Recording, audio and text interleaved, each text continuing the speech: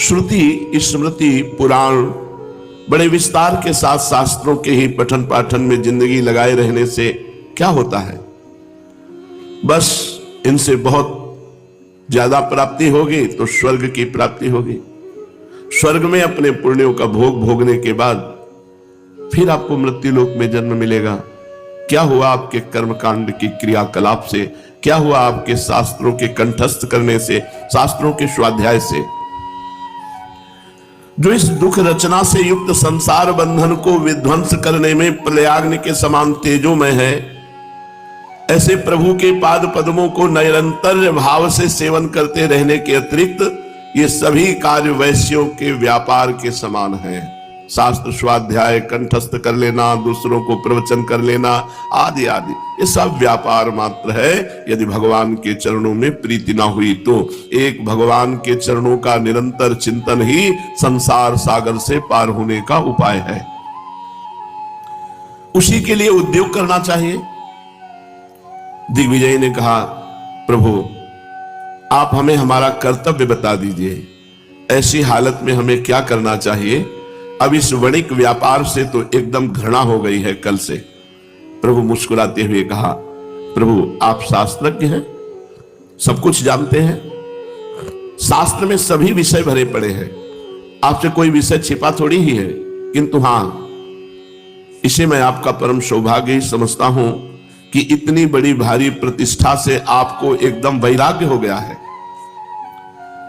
ये कंचन, कामिनी, कीर्ति, इनमें दो तो छोड़ा जा सकता है। कामिनी, कंचन, इनको तो छोड़ा जा सकता है, लेकिन मान प्रतिष्ठा, लोकैषणा, यश कीर्ति, ये बड़ी प्रबल, बड़े बड़ों को गिरा देती है। बड़े बड़े महापुरुष भी मान प्रतिष्ठा छोड़ने में पूर्ण रीति से समर्थ नहीं होते। श्री हरि भगवान की आपके ऊपर ये परम असीम कृपा ही समझनी चाहिए कि आपको मान प्रतिष्ठा की ओर से भी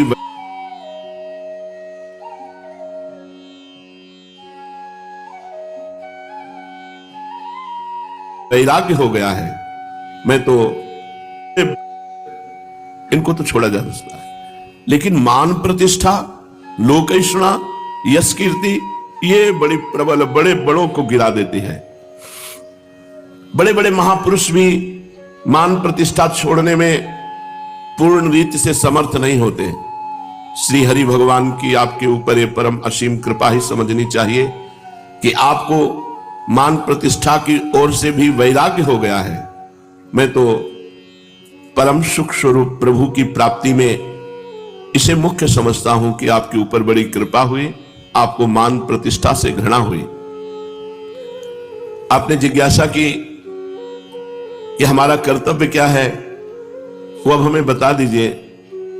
तो आपने पढ़ा होगा भागवत में, धर्मं भजस्व सततम त्यज लोक धर्मान सेवस्व साधु पुरुषान जहि काम तृष्णाम अन्यस्य दोष गुण चिंतन मासु त्यक्त्वा सेवा कथा रसमहो नितराम पिबत्वम। सदैव धर्म का आचरण करो। कैसे? लोक धर्म का त्याग करके भागवत धर्म का, धर्मम भजस्व सततम, सतत धर्म का आचरण करना चाहिए। उसका परिणाम लोक धर्म का त्याग करके भागवत धर्म में स्थित हो जाना है। लोक धर्म, जैसे आप किसी के भाई हैं तो भ्रातृ धर्म, किसी के पति हैं, किसी के पुत्र हैं, विविध प्रकार के जो लोक धर्म है, ये त्याग करके भगवान की शरण में होकर निरंतर भजन करना, ये भागवत धर्म है। समस्त आचरण भगवान को अर्पित करके निरंतर भगवान की स्मृति में डूबना, ये सबसे बड़ा धर्म है। तो धर्मम भजस्व सततम त्यज लोक धर्मान, धर्म का आचरण करो, लोक धर्म का त्याग करके भागवत धर्म का।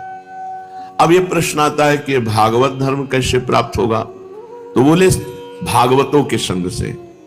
भागवत कहते हैं भगवान के नित्य प्रेमी महात्मा को। सेवस्य साधु पुरुषान, सदैव संत पुरुषों का सेवन करना चाहिए। संत पुरुषों की, भगवत प्रेमी महात्माओं की सेवा का फल है भगवान के निज धर्म में स्थित हो जाना। निज धर्म का नाम है भागवत धर्म। भागवत धर्म रूपी फल उसके हृदय में जब प्रकाशित होता है तो प्रेम रस प्राप्त होता है। भागवत धर्म रूपी फल का रस है प्रेम। यदि ये संत संग कर रहे हो और काम और तृष्णा के वशीभूत हो तो आपके अंदर भागवत धर्म नहीं आएगा। इसलिए कहा जहि काम तृष्णाम, काम कामना वासना मनते अति करी दूर। कामना और तृष्णा, कामना सुने और देखे हुए भोगों को भोगने की इच्छा का नाम कामना, और भोगे हुए भोग को पुनः भोगने की इच्छा का नाम तृष्णा। कह रहे हैं दोनों का त्याग करके संत महात्माओं की सेवा करो, उनकी आज्ञा का पालन करो तो लोक धर्म का त्याग होकर भागवत धर्म में स्थित हो जाओगे। अब भागवत धर्म में स्थित होने पर सबसे बड़ी सावधानी रखनी है, अन्यस्य दोष गुण चिंतन मासु त्यक्त्वा। दूसरे के न गुण का चिंतन करो न दोष का चिंतन करो, भगवान का चिंतन करो। सब में भगवान विराजमान है ये चिंतन। अन्यस्य दोष गुण चिंतन मासु त्यक्त्वा, दूसरे के गुण दोष के चिंतन का त्याग कर दो, उसमें भगवान का चिंतन करो। सेवा कथा रसमहो नितराम पिबत्वम, भगवान की सेवा में लगे रहो।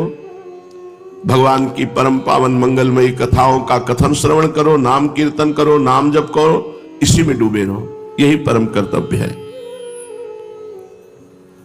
प्रभु की आज्ञा लेकर उनके चरणों में प्रणाम करके दिग्विजय पंडित अब निश्चय कर लेंगे, अब हमारे जीवन का लक्ष्य होगा एकमात्र दैन्य होकर भगवान का भजन। देखो ये प्रभाव होता है महापुरुषों का। जन्म जन्म की अहंकार की गांठ क्षण में दूर हो गई। कितना सुंदर मार्ग हृदय में। एक तो विद्वान है, नियम संयम से चलने वाले हैं, भटक रहे थे, सही दिशा मिल गई, बहुत बढ़िया मार्ग पुष्ट हो गया।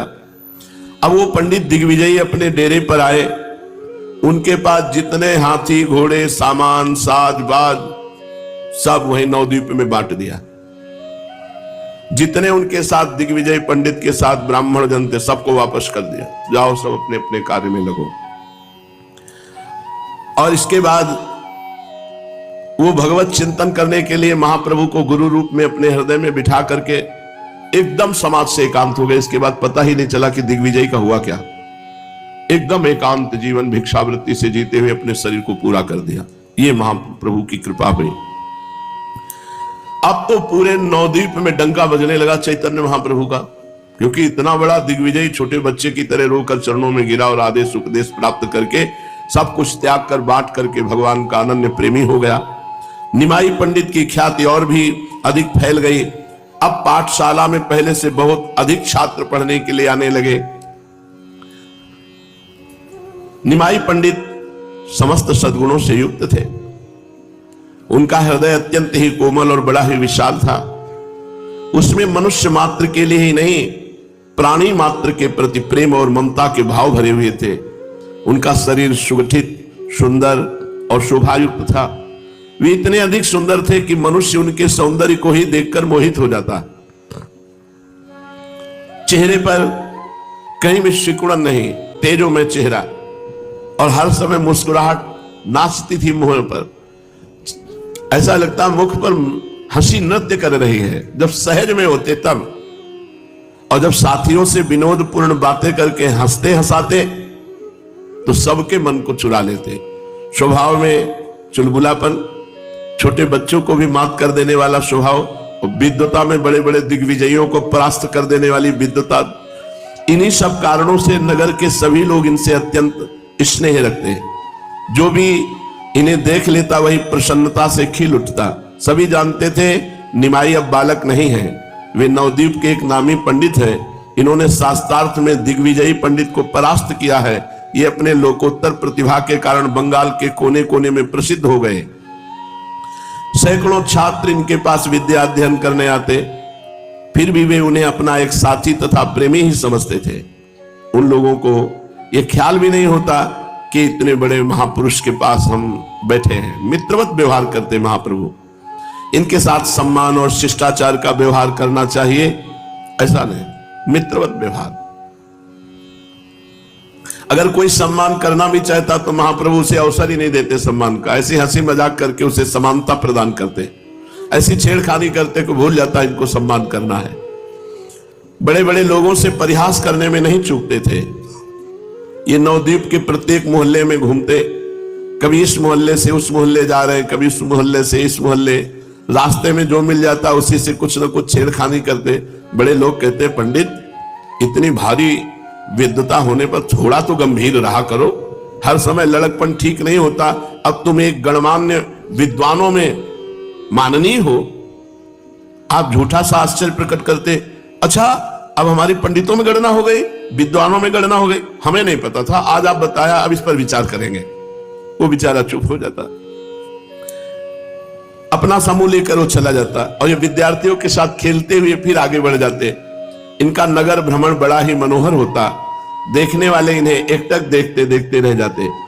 तपाए हुए स्वर्ण के समान सुंदर शरीर था, उस पर एक हल्की सी बनियाइन, चौड़ी काली किनारी की नीचे तक लटकती हुई सफेद धोती के ऊपर एक हल्के से पीले रंग की चादर ओढ़े रहते और मुख में पान की बीड़ी और बाएं हाथ में पुस्तक, दाहिने में एक हल्की सी छड़ी। साथ में 10-5 विद्यार्थी और उनसे बातें करते हुए चले जा रहे थे।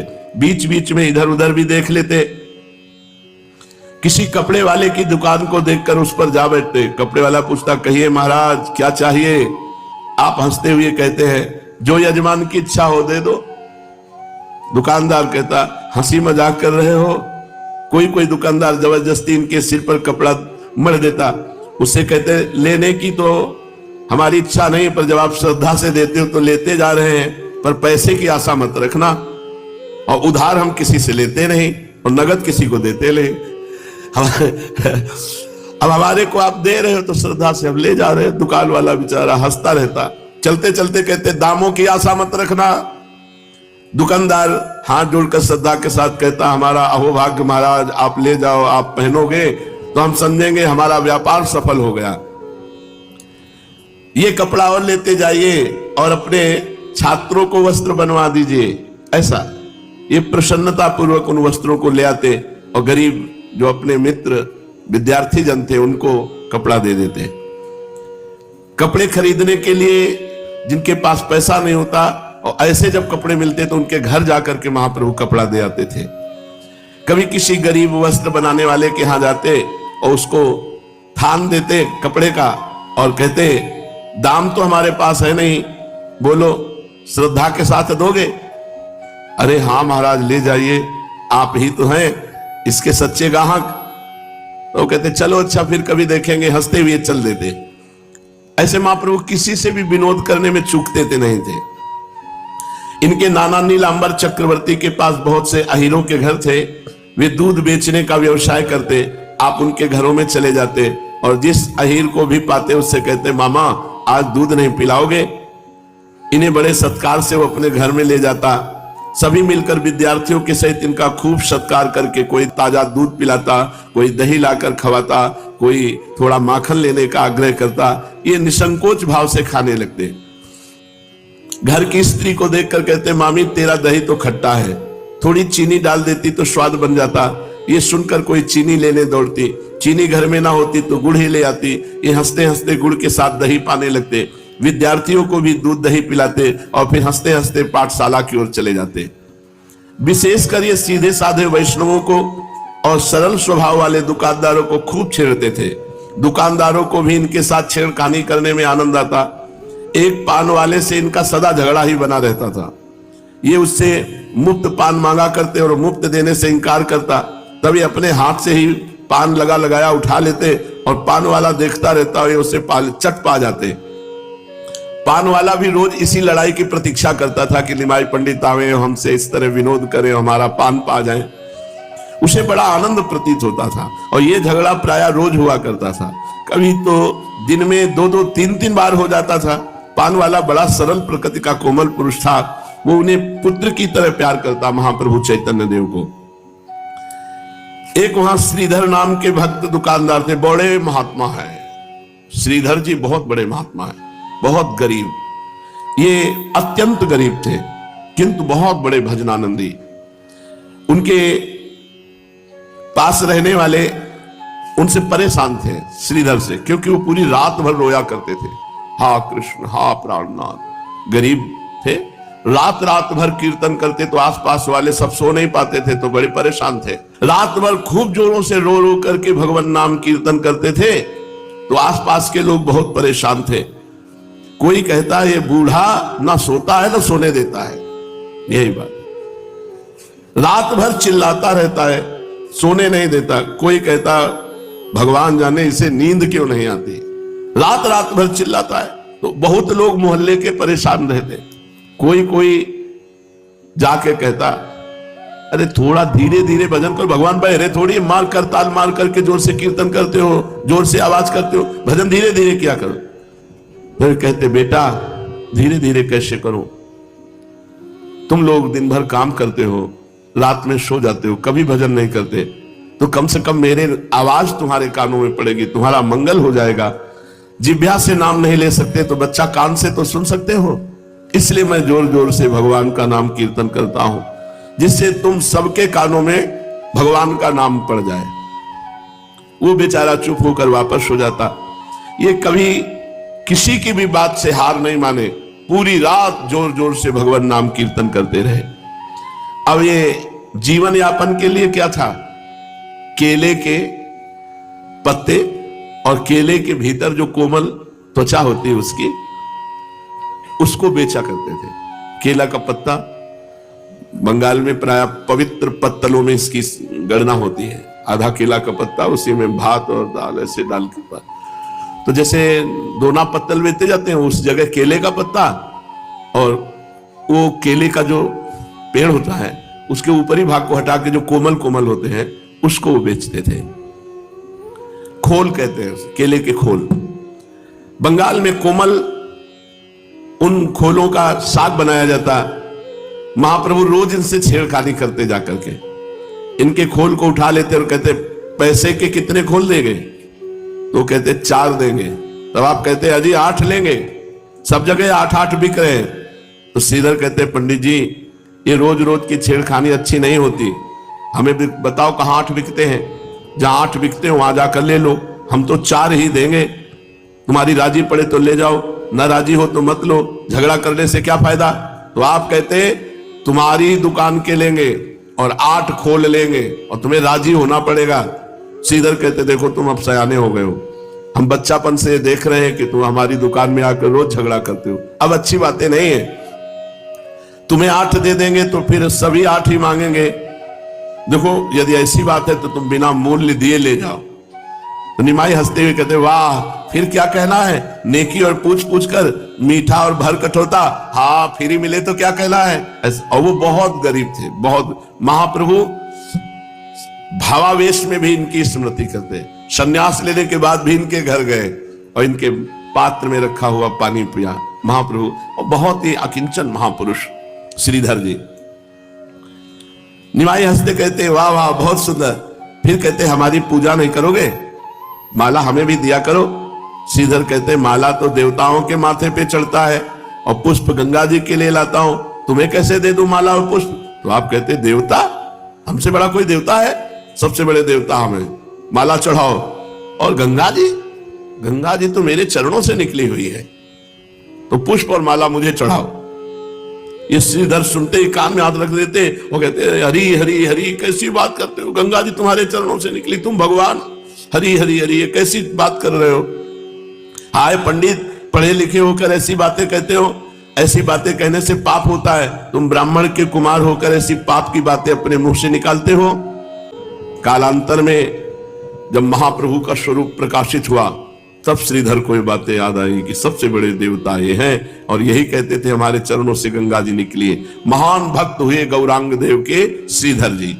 इन्होंने अंत तक महाप्रभु चैतन्य देव को साक्षात भगवान मानकर आराधना की और बार बार पश्चाताप प्रकट किया कि मैंने इनको खंडन करके इनकी बात कहा कि तुम ब्राह्मण के बालक हो और कहते हो हमारे चरणों से गंगा जी का धोर, ये पाप की बात कहते हो। ये जीवन भर पश्चाताप रहा कि मैंने अपने प्रभु को नहीं पहचाना। गौर भक्तों में श्रीधर का खोल बहुत ही प्रसिद्ध था। गौर को श्रीधर के खोल के बिना सभी व्यंजन रुचिकर नहीं लगते थे, क्योंकि दीनता थी। एक दिन ये घर की ओर जा रहे थे रास्ते में पंडित श्रीवास जी मिले। श्रीवास पंडित अद्वैताचार्य के साथी और स्नेही थे।